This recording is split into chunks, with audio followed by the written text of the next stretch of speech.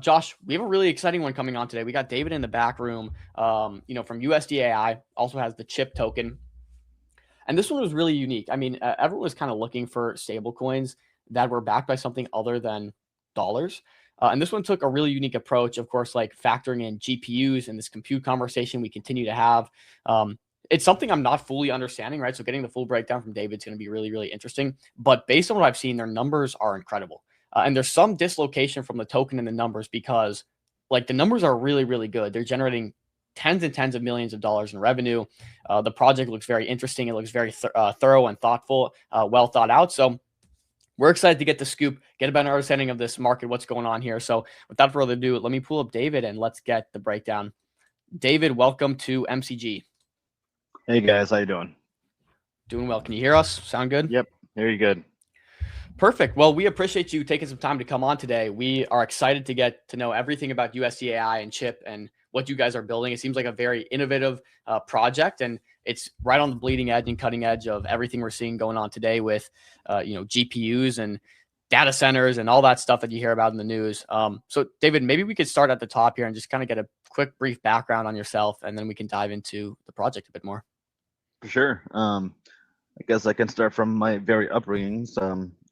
Born in Korea, but was raised in the U.S. Actually, my dad worked at one of the first SK Hynix factories in Oregon. Oh, really? So Cool. it's been chips has been part of the blood. Wow. And yeah, I worked in banking, securitized a lot of dog shit in terms of other collateral types, and creating liquidity in debt instruments that trade. And yeah, did MAV for a little while and went through like 13 pivots before like getting to where we are today. Trying to create debt instruments for things that don't have debt markets was the main goal. And GPUs, even though they're probably one of the most important commodities in the world, arguably the most, they don't have a strong debt market. You can't really trade out of it. To explain like the implications of that, imagine you putting your ETH for ETH staking and not being able to get wrap staked ETH. You would just be stuck in there. That's what's happening with data centers. When you put money in a data center, you can't pull it out because you can't get an instrument out of it. Normally, when you get a mortgage from a bank, they don't hold that on their balance sheet. They resell it to get liquidity. Otherwise, they'll just be stuck and you'd have these liquidity issues. Much like ETH staking, when you put ETH in there, until Lido invented the wrap staked ETH instrument, it was just stuck. So that's kind of what's being created here right now, and that's what staked USD.AI is. It's that when you put money into these data centers, specifically the GPU part, you can get the money out and use it for other things, borrowing against looping, splitting, and all these other creative instruments. And that's how the capital market scales. That's why you can afford your house. It's because you have liquidity. It's how you have these mortgage-backed security-like instruments that scaled it to $42 trillion. Very interesting. How does this idea kind of flourish? I mean, it seems like you guys are very early in building this out. Obviously, recently we've just seen a massive boom in this entire vertical and niche and sector, if you want to call it, not even niche at this point. But where was your thinking? Because you had to kind of get ahead of the ball by months, maybe even years, to really make this, bring this to fruition. How did you foresee this? 5 years, I guess, was a head start because we originally did it for 30 different assets. NFTs, game assets. The NFT is where we started with, like punk loans, or like Bored Ape Yacht loans. That evolved into gold bars and in-game assets, and then also luxury watches. We were looking for markets where there wasn't an easy borrow market. The reason you can borrow against your car, against kitchen equipment, against an airplane, but not a GPU, is because, like I said, it's that same process. When you get a loan from someone, they don't hold that loan. They usually package it up with 10,000 different loans. They create like a nice instrument with a specific maturity date, and they have a trade in the market. And then they're just looking at percentages, right? Like the default rate, the APR, and stuff like that. So that's been kind of like the missing link, is that GPs don't have this. Now, why don't you have this? Why do you have it for houses? You even have it for staked ETH, right? Or like everything that you see on DeFi, it's kind of recreating that traditional market. That's why they called it liquid staking derivatives. If you guys remember LSDFi, it's just known as DeFi, which is also just known as finance, just trying to create liquidity. That doesn't exist for these assets because they depreciate. They go obsolete way too fast. traditionally, this would take very, very long time to issue. It wouldn't be a single multi-call like it is with wrap stake ETH. It's a year or two long to issue that instrument because you got to get all these loans, all these housing loans, cut it up, batch it, price it, do the roadshow, have it trade on an index, get added up with other liquidity components. Takes a while. So yeah, but like a house is backed by the underlying, asset, which is the house. A car is backed by a consumer credit loan, theoretically, because a car depreciates very similar to what microchips would, because the 6 years or you drive off the lot, it's already depreciated below its market value. 6 to 10 years. With chips, though, like, are you securitizing the chips or the data center? Because there's a lot of components to a data center, the infrastructure, the electricity contracts, all the other components to it. Just a chip. Yeah, but to give you a metaphor of how a data center is constructed, a single gigawatt, this entire city of Denver is about a gigawatt.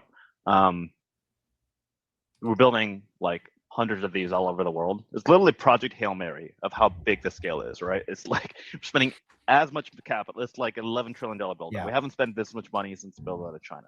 Like we haven't spent this in the US. We literally haven't spent this much money since the oil boom, like Rockefeller era, right? Like, this is the most amount of money we've spent on anything. If you combine all of the secondary debt markets, HELOCs, equipment, and besides mortgages, like all of the other ones, you still won't have as much. The 2030 expenditure of AI debt is going to be greater than all of those combined. It's like an insane amount of capital. Like 1 gigawatt data center is 20 Las Vegas Spheres, which is one of the bigger projects I worked at Deutsche. Like that was the largest stadium we ever built, and then 20 of those in a single site. Anyway, 35 billion out of the 50. If it costs $50 billion to build, 35 billion is 70% of the cost is related to the compute. The GPUs is increasing. About 30% is land power shell. Land power shell is very easy to securitize relative to the chip because they're 30-year assets, right? And they're things we're very familiar with. Land, obviously, we know how to price land. We know how to securitize land. We know power as well. Like it's very familiar. Commercial real estate. And then the shell is the real estate, right? And then the chips, we don't really know the half-life of these assets because they go obsolete so fast. The data is kind of like evolving over time. So when you're underwriting hoppers, H100s, H200s, and the Blackwells come out, how do you underwrite that? And that data and that market is like harder to price, and it's also so short. If it takes you a year and 2 years to issue the instrument, but it's a 3-year long asset, there's even a word in this in TradFi. It's called defeasance, which is if you pay back too early, they will charge you. They want longer assets because they can just clip fees and fees and fees. And it's also just accommodating for the speed. So the speed at which you securitize is not meeting the speed at which technology evolves and goes obsolete. You really have to invent and shorten this to a single multi-call. It should be programmatic. The moment you have a new asset, add it. Why don't you just add it to the existing vault or instrument? That sounds so obvious to us. It is unimaginable in TradFi. Like, oh, no, you have to go through this entire process. You got to use this legacy 100-year batching system, which for us is synchronous. It's every block. So do you have? And I want to walk through the user experience of like what happens to the capital, how it flows here. But do you have a example of a either energized shell or something that you've put chips into already? Yeah. So we don't do the land power shell. We just do the chips. And there's a good reason for this. It's a tier data center. So it's like a tri-party escrow system. Like that, it's actually the perfect escrow system. It's a rectangular box in the middle of a desert with a fence around it. It is like effectively 5,000 free ports all over the world. When you put a chip in there, it's not the same party, right? It's the person that owns the chips is not necessarily the operator of the data center. Different. Yeah. But to explain again, like with the easier example, if it's let's use this example you pulled up. If it's a 40 mil contract agreement, somebody's paying 40 mil across 4 years, let's just say 10 mil a year. And that's how much they're paying in cash to use the chips and orchestrate and everything like that. Say it's like Anthropic. That's a small example. Just imagine a smaller LLM or inference provider. It's going to cost $20 million to buy the chips. So that's pure revenue, right? So it's 50% margin. This is like all ballpark around the same. So they have to borrow 75% against the chip. So it's a 15 mil loan in this example. So that's math. And the question is, how much money are you making? Well, you're making quote unquote 2x on the chips. And us as the lenders, we're trying to take as much of that delta as possible, because 15, 20 for all the chips, and then of the 20 mil profit to get to 40, which is the value of the contract, we're trying to clip as much of that every year as possible. So if it's like 12% a year, we get most of the profit. That's where the yield comes from. That is the source of yield. This is why this is the greatest source of yield in literally we see today. It's the fastest growing. There's so much demand for money. And these are the revenues. May was a weird month because of it was just at the end of May that the loan got delayed from. But yeah, we've had the largest loans we've ever done every single month. And wow. we do it like ever since we literally started back in. I mean, it really ramped up end of this year, because we started like late last year with when we were capital forming, and then we started transitioning the capital into these loans. A lot of it is net interest margin and origination fees. And yeah, we'll have our largest loan coming up pretty soon. Again, as we scale, we will just keep on doing larger and larger loans. And our goal is, I mean, of course, DeFi is great, but DeFi capital just nothing even. It's like a drip in the bucket, right? It's a drip in the bucket to the scale that we want to do. DeFi capital is great. People say we rely on DeFi capital just to bootstrap, but really the goal is to bring. How do you bring more layers of the onion of the entire American capital markets to blockchain rails? Because it is just superior, right? It is more liquid. It is more programmatic. Everything should be on chain. And using these rails is the only way we can scale the capital needs of the fastest race. This is the new space race, and you need the fastest horse to win this race, and that is with the proper capital formation. People say like, yes, China like obviously falling behind because X chips, but it's also a capital markets question. Like, you just don't have. I think one of the major credit funds, like because of the way he managed credit, he got executed, right? Like that's how they deal with the capital markets over there. Here, obviously, we have the benefit of massive capital formation. This is why Europe has not kept up. It's just like you can't get a loan in Europe. Like if you want to get even if you want to loan for other sectors, you're not going to get it. It's just something that's truly American. So walk me through the experience here. I have 10 ETH. And I come to your protocol, I deposit it in, and then there's APRs that Dom had shown on that agreement there with that $15 million loan. I'll walk you through it. Yeah. Please. So you would actually borrow against your ETH because we only take PYUSD, USDC, or stablecoin equivalent. Okay. So let's say you borrow it on, I don't know, Sile or something. And you deposit, and you're getting right now the highest yield you can get for any other stable above 100 mil. There's no one else above, even close to us. And we're at close to 400, 311, 315 for our stable yield range stable part. And that is, you can actually pull the world map up on app.usd.ai, and you get to see all the loans that are there. Pretty soon you'll see even a heartbeat, which shows utilizations and everything around it. So click on loans, and you can just see where all the loans are. We try to make it as transparent as possible. Yes, a little, and then scroll to the US side where most of our loans are right now. But we just announced a partnership with a private credit fund in Asia to start expanding there. You got to have boots on the ground with this kind of stuff, right? It's a physical. Nice website. Yeah. And then you get to see like how they're operating. You'll get a lot more color on. We'll be announcing an underscoring matrix as well, underwriting matrix as well to score these underlying assets.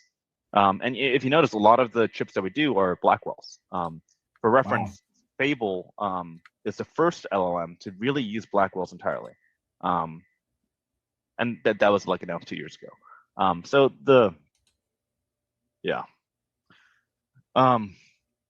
yeah, you get to see where the yield comes from. These are the buildouts, and you know the deal you showed up will appear on this, and this is how we scale the AI revolution by extracting as much APR as possible from the growth.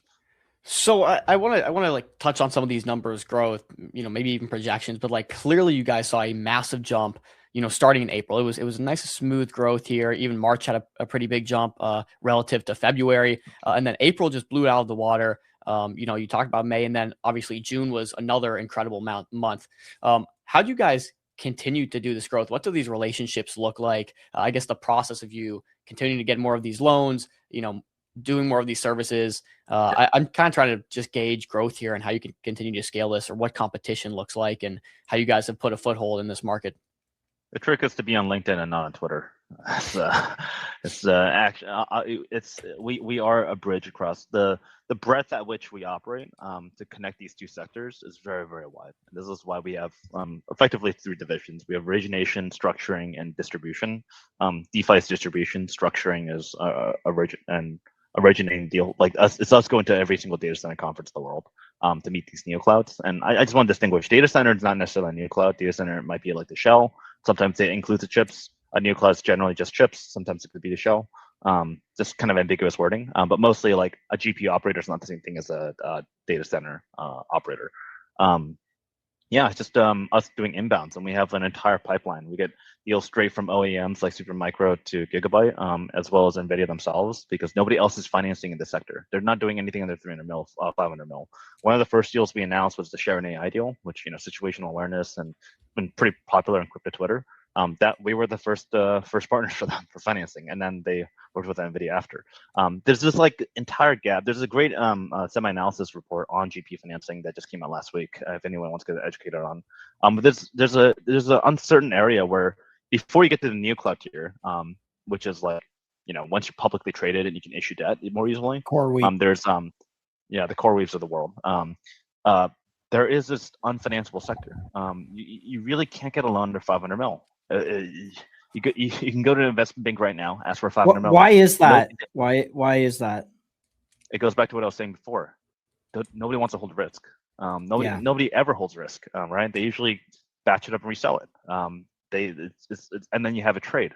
Otherwise you're playing hot potato, and it's the basically what you're saying is really, unless you're the CoreWeaves of the world and you can tap the capital markets and you have that reputation, and then you have the partners building out the physical infrastructure, they have the reputation to deliver on time, as well as the power contracts, which are also a key piece, then there's no money in the business. And so it's kind of like you gotta rely on the ability for them to execute. And what you're saying is that mid-tier, there is an unserved market there, and that's where you guys found your niche. Exactly.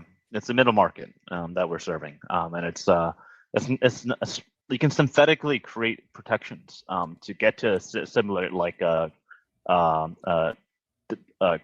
enhancements on the credit. So what's the use case for a $500 million deal versus I understand the CoreWeaves of the world, the big, hyperscalers want those, but where does the small, is there a niche kind of area of training that is good for smaller data centers like this?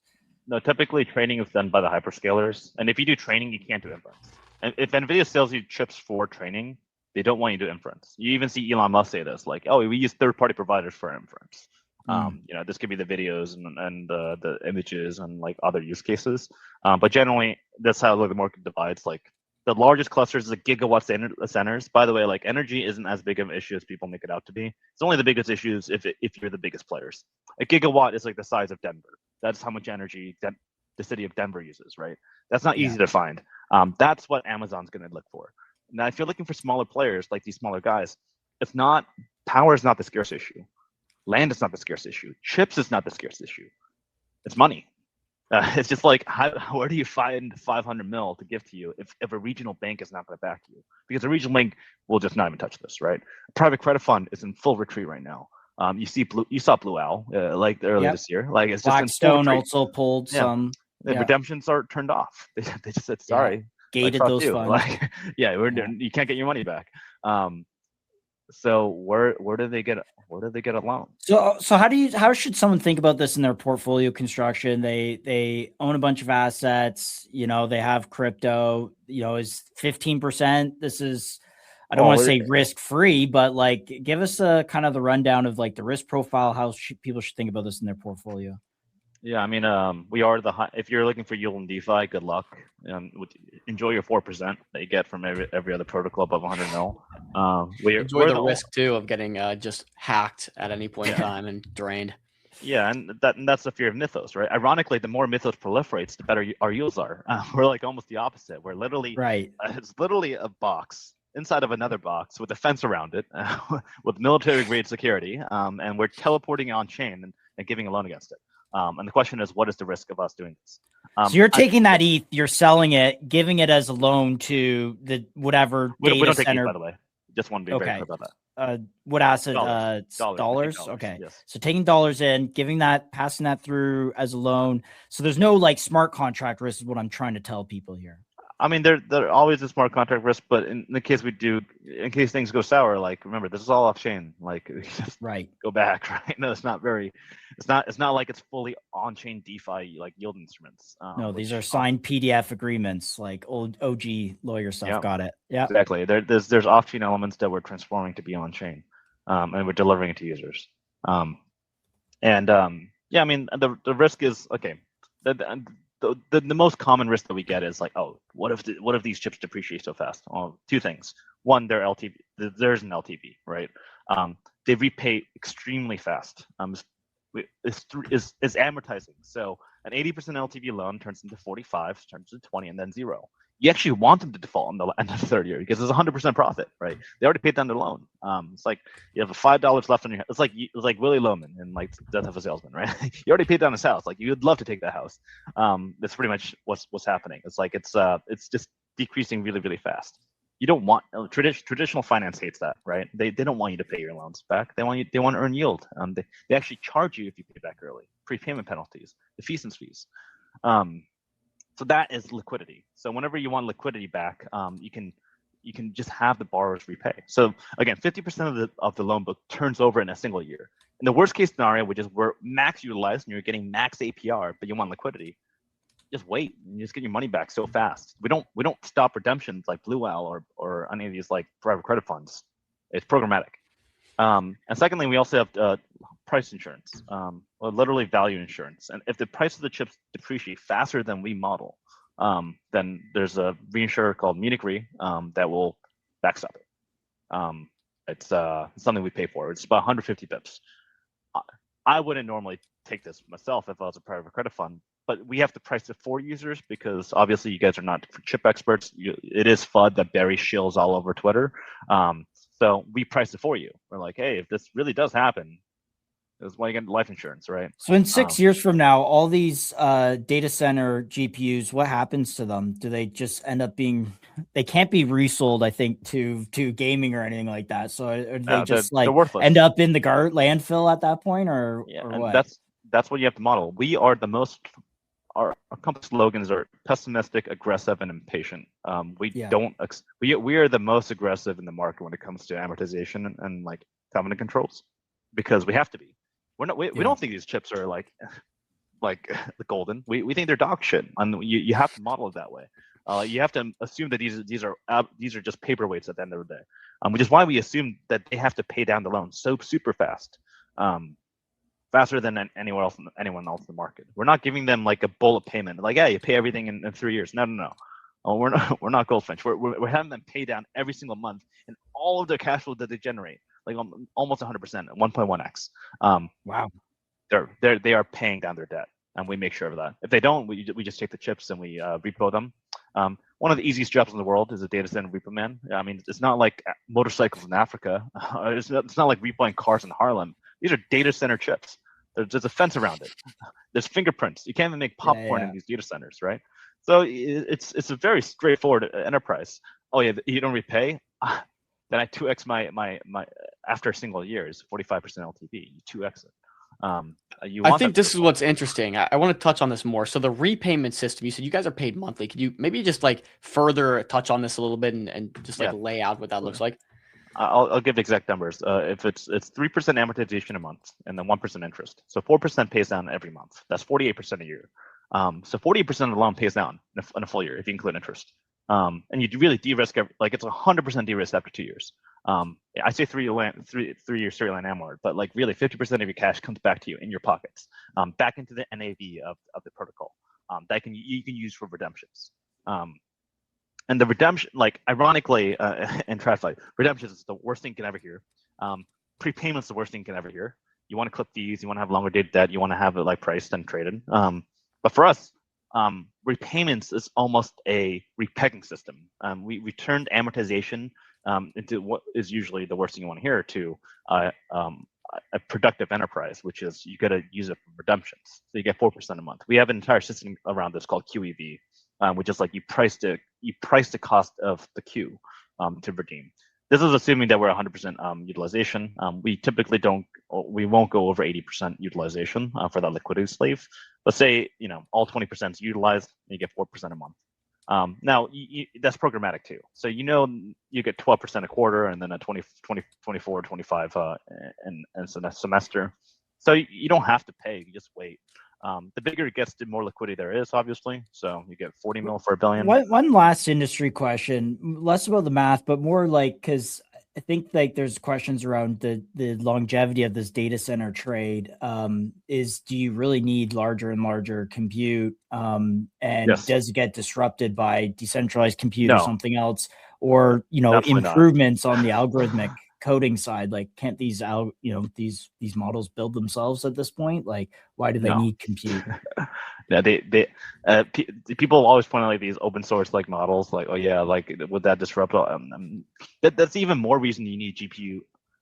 You need people have tried for 30 years. I mean, look at Render to use 3090s to run Fable. Yeah, good. Fable is the first model that uses Blackwells, like the B200s. Like that's why it's so strong.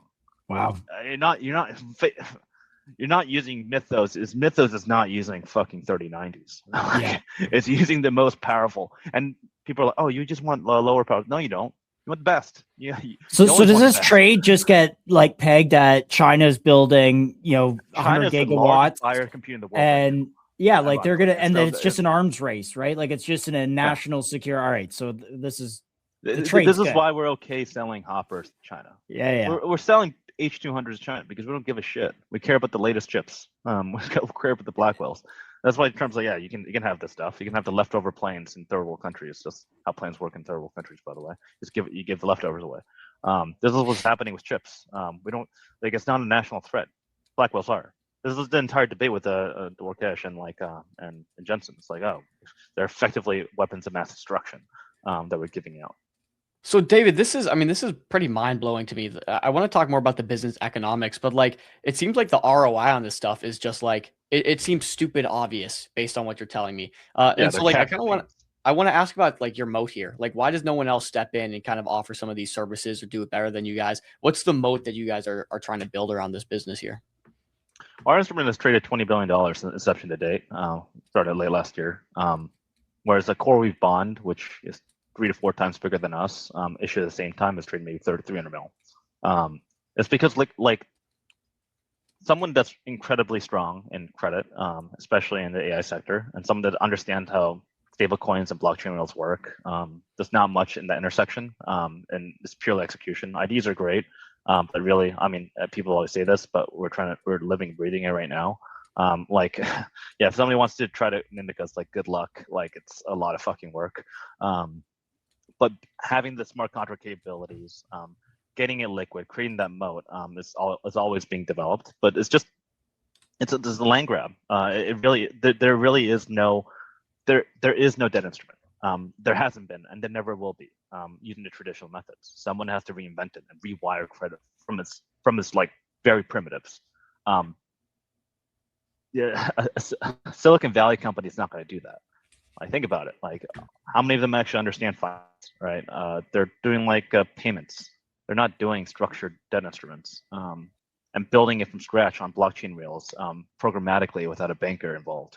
So having that know-how of dealing with bearer assets, dealing with really like mediocre assets, worse than GPUs, far worse, NFTs worse, kind of thing. Sure, that is the learning lessons, right? It is the trials and tribulations of what we went through the 13 pivots.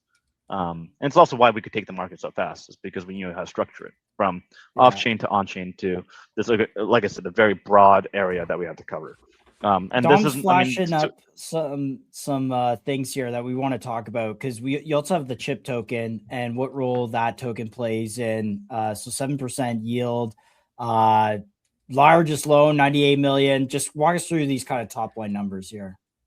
Yeah, that's Protocol Era's value delivered to users. So that's what it refers to. Like pretty much this is annualized as well. And the borrow pipelines, there's so much. I mean, the borrow pipeline is like almost doubled now, just like ever since. It's just it's exponentially increasing. Now that's a pipeline. We don't have enough money for it. I mean, we have like 315, 20 mil. And we can't grow too fast because then the APRs of our yield farms decrease further than the borrow costs. And for Fluid, if you go in Fluid right now, Fluid Lite, the APR is one of the highest for a passive USD deposit because of us. We are, like I said, this is the greatest source of yield for the next century. Like it is the most amount of money we're spending in our lifetime. It is a lifetime opportunity. It just has to be sanitized and delivered correctly.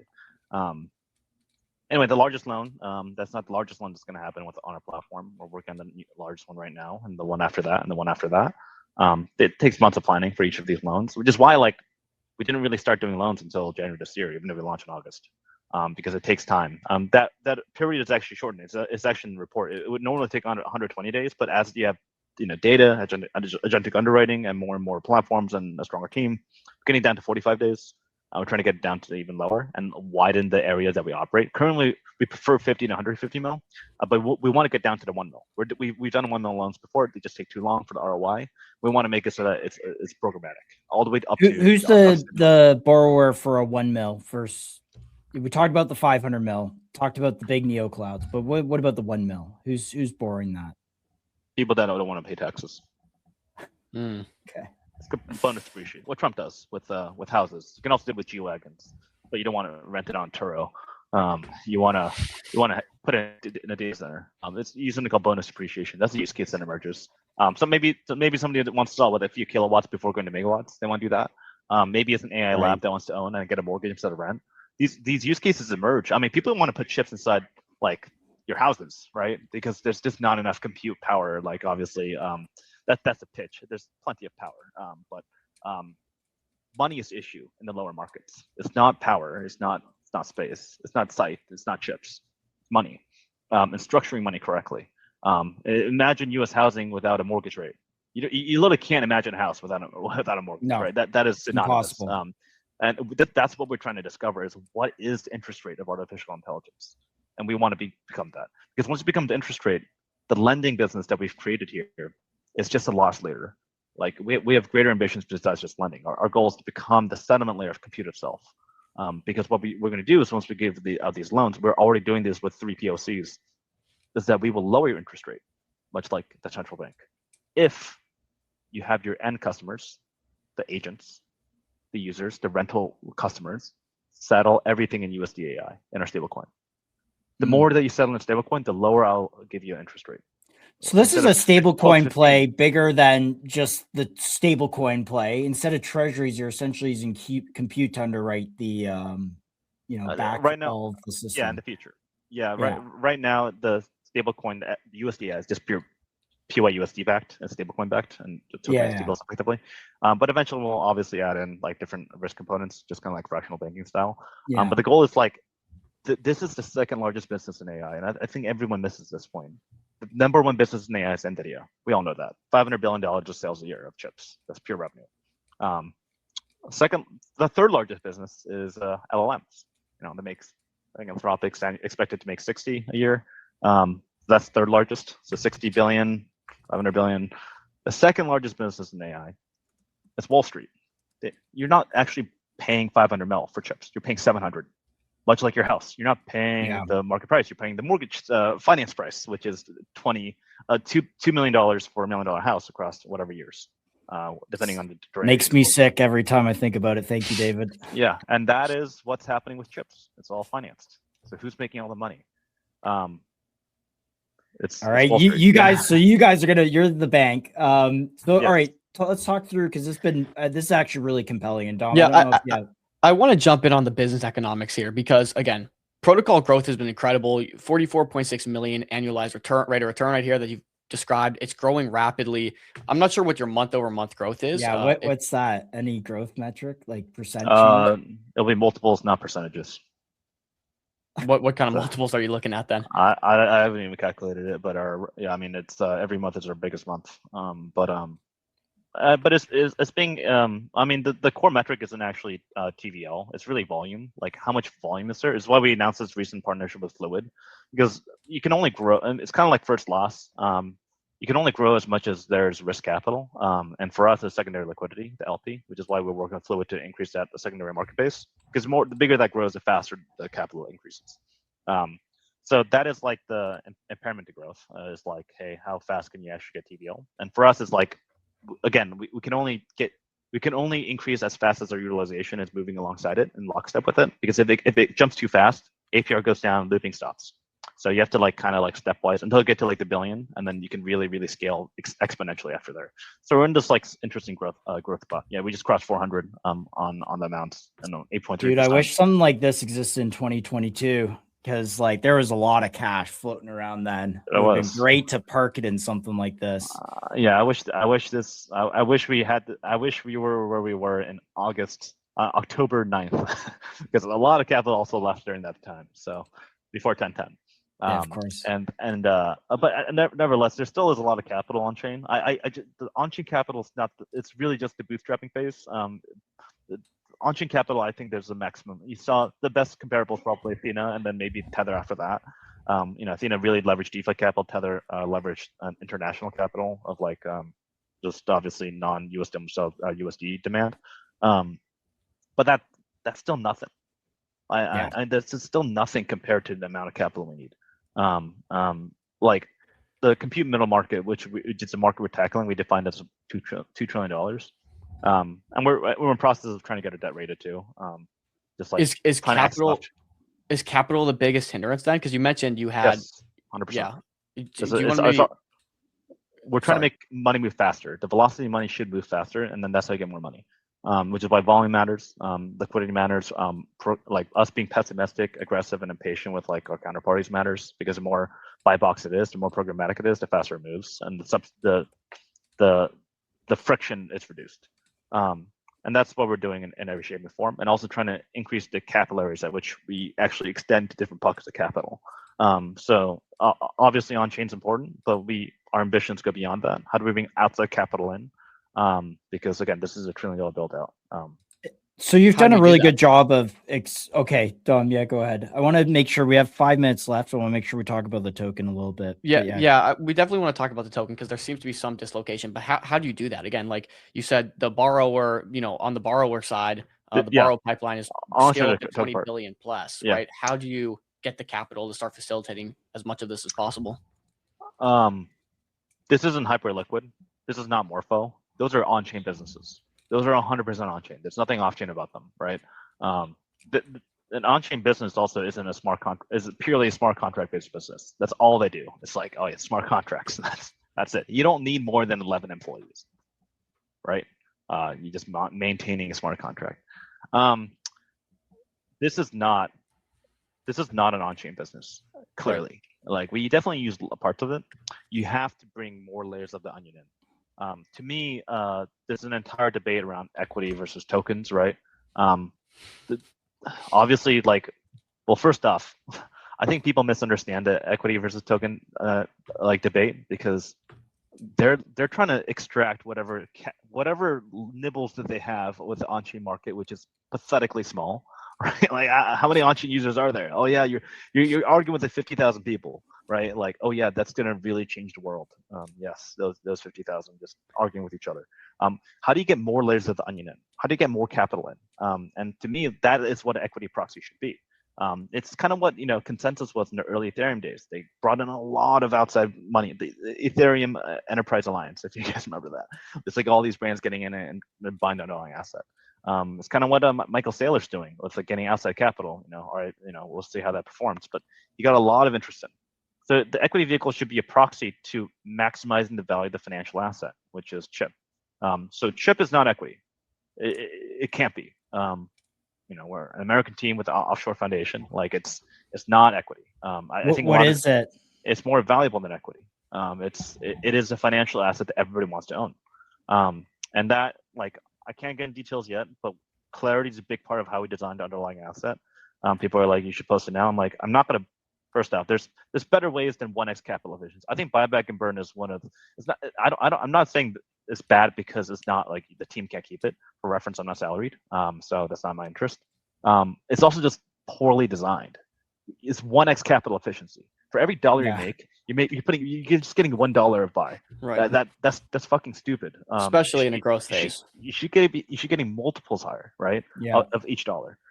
So there's better ways to do this. For So every I guess $1, you can get at least 5x leverage, and from there you get more capital in, and you can get 20x value, right? So buyback and burn to me is, I'll be posting something called commit and compound, which is a little more comprehensive, but that leverages the American capital markets to like commit and compound. That's the first time I heard that. So yeah, well, I invented it. Well, So, yeah. And we want to understand this because again, there seems to be this dislocation from token and growth. 43 million annualized return. You said you're growing multiples, like we're seeing this growth happen. You know, it seems like the biggest holdback on growth is just getting as much money as you can, and you're working on ways to do that. And so, like, the more money you get, the more this annualized return grows, obviously. And with that said, I think people are trying to understand how is there going to be value accrual to this token if it's not equity and you're not going to be doing buybacks. I guess you're going to have more information coming on it, but I guess to give people some peace of mind, do you foresee value accrual to the token in some way, shape, or form? Yes. And that's not. I think people shouldn't get so tied with just the protocol revenues. That's not how businesses grow. It gets benefit from access to markets. And right now, how do you have that token play into getting access to more and more capital? Because let me tell you, the amount of bidders on chain is so small. It is so little. Has there been a token that successfully captures outside capital in a meaningful way? Bitcoin. Yes. Bitcoin's the only example, and everyone should be targeting. I think Tau does a good job with all in. It's still nothing, right? You need bigger proxies for it. We're in a post Gensler age. We should be it's a unified capital markets, which focuses on, I call it like it's a little Copernican, right? The sun should be this financial asset. The center can't be an equity. It just can't. It has to be a valuable resource. And Bitcoin has really pushed a narrative of scarcity toward it. Question is, what should chip be? And it can't be equity. Equity is just not scalable beyond a certain point. It has to be something that multiple equity entities want to acquire. I think Hype is somewhat interesting, without a doubt, but it's still an app, right? So I don't know. You will see it in my upcoming posts. Okay. Is there any timeline on that, or just pay attention? Unfortunately, it's one of the few parts of the business that's it's a product driven by legal, which is the worst product. Yeah. Worst. So it's a big part of how Clarity is, and Clarity doesn't suddenly make all tokens equity, right? It's, if anything, is showing that it's not. And there is fundamental value. These are commodities, but the question is, oil is a very important commodity. So is interest rates. David, interesting chat here. We got to wrap it here, but I appreciate you hopping on. For sure. Thanks for having me on, guys. Real quick, because I want to get this, David, and we do have to wrap. So as brief as possible, I just want to touch on roadmap and where you head from here, because it's very important we kind of gauge growth and understand what the next steps are. Could you talk to me about what your current, biggest hurdles are, what you're working on right now, and kind of the roadmap in a brief minute or two here? Yeah, I mean, the most obvious thing is just getting $1 billion of loans. We're well on our way there. Getting deposits, growing lockstep. It's somewhat linear before it goes exponential. It's been exponential now, but it's obviously trying to deal with growing pains. But these early POCs that we have, and we have a few interesting POCs coming up on using the stablecoin and the payments layer and the reserve layer on top of the lending business. Like I said, the lending business is loss leader for the bigger business, which is the settlement of compute itself. That is by far the bigger opportunity. Like the ambition is Tether is one of the largest buyers of U.S. Treasuries, and compute is going to be up there, a similar amount of issuance as U.S. Treasuries, right? In terms of AI capex, $11 trillion. All the there's agents going to be buying Not the it. craziest thing I've heard. Yeah. Circle did well winning DeFi. Tether wants DeFi. The next one's AI. The next large stable coin is going to be compute related, and it's going to be the currency that settles compute. And that is how you win the stable. It's going to be bigger than Tether and Circle in of itself. And that is our ambitions. But why would they ever use Circle and Tether? Why would you talk to these guys, these neoclouds? They would never. No. But they will use something that lowers the second most most expensive thing on their cap. Everything in AI pays down debt. That's all it does. Your agent, Truth Terminal, right? As joke as it is, what was the first thing he asked for? Can I get a 50K grant so I can pay down my compute? Pay down, and that compute is not tied to the chip. It's tied to the debt. It's tied to the purchase costs related to the purchase of the compute.